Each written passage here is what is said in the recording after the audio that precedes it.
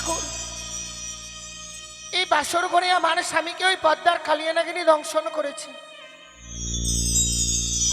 এ হচ্ছে নিশ্চিত লোহ বাসর ঘর। তবে হঠাৎ কেন এমন অমঙ্গলের স্বপ্ন দেখলাম? ওগো, দেখো না আমাদের এই বাসর ঘর যেন অন্ধকার হয়ে গেছে। একটিবার তুমি দেখা দাও। তুমি বিনে একাকিনী নারী এই বাসর ঘরে থাকবো কি করে? প্রভু, একটিবার সাড়া দাও না, একটিবার কথা বলো। শিখিনি কেউ যেন এই বাসর ঘরে আমাটাকে আর সাড়া দিচ্ছে না। না না, আমি এই মুহূর্তে এই বাসরের বাতিকে জ্বালাবো।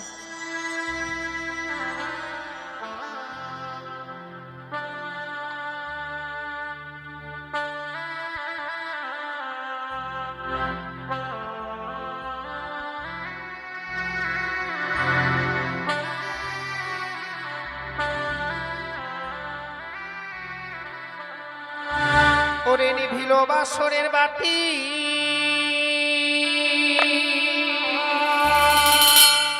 কে নিভায়ে দিল?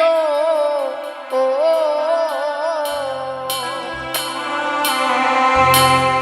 ওরে মানিক রতন বাতি আমার কে হরিয়ারে দিল? বাতি জ্বলিয়া জ্বলিছে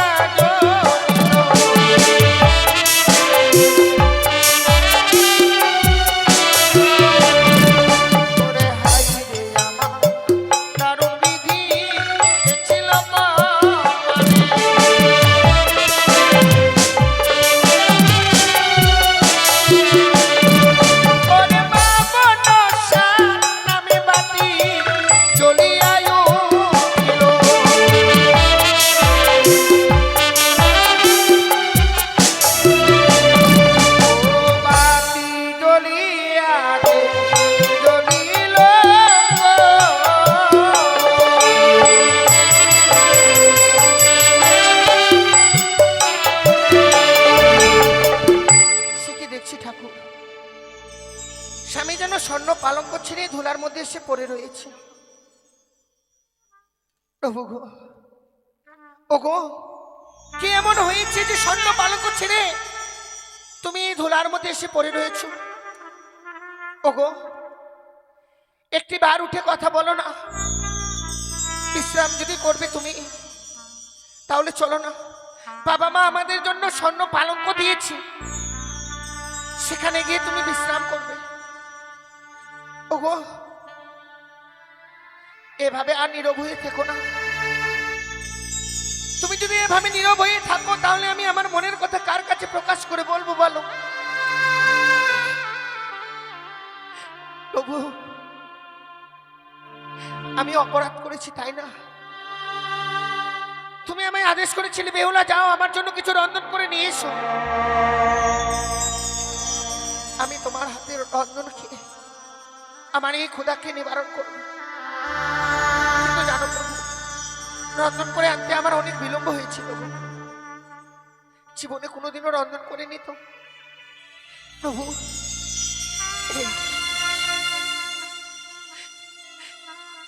একটিবার কথা বলো না, তুমি যে বাবা মাকে কথা দিয়েছ জীবনে আমায় কোনোদিনও কোনো দুঃখ কষ্ট দেবে না তুমি, তাহলে বারবার আমি ডাকবার পরও তুমি আমার ডাকে সাড়া দিচ্ছ না কেন? হে প্রভু, জানো আজ আমি অমঙ্গলের স্বপ্ন দেখেছি, তোমায় নাকি কান্নাগিনীতে দংশন করেছে, কিন্তু সে কি হয় কখনো বলো প্রভু? সে কি সর্বঙ্গ যেন শীতল হয়ে গেছে, কি হয়েছে প্রভু? তবে আমি যে স্বপ্ন দেখেছি সত্যি কি তোমায় সর্পে দংশন করেছে? ওগো কথা বলো, সারা দাও, একটিবার কথা বলো না।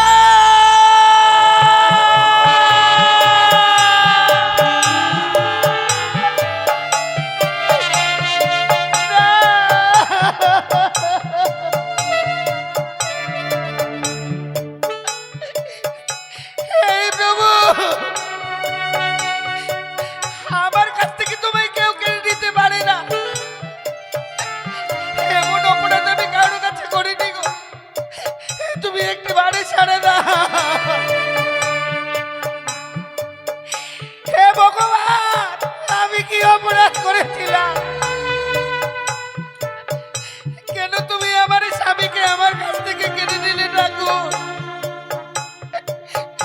তোমার কাছে কি আমি এতই অপরাধ করেছিলাম?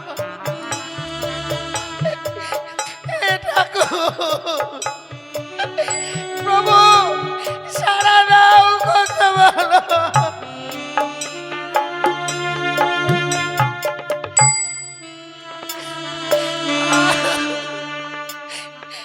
আমি কার এত বড় ক্ষতি করেছিলাম যে শ্রীমন্দিনী সিঁদুর আমার এই বাসর করে কেড়ে নিল ঠাকুর? আমি কার কাছে এত অপরাধী ছিলাম? আমার স্মৃতির সিঁদুর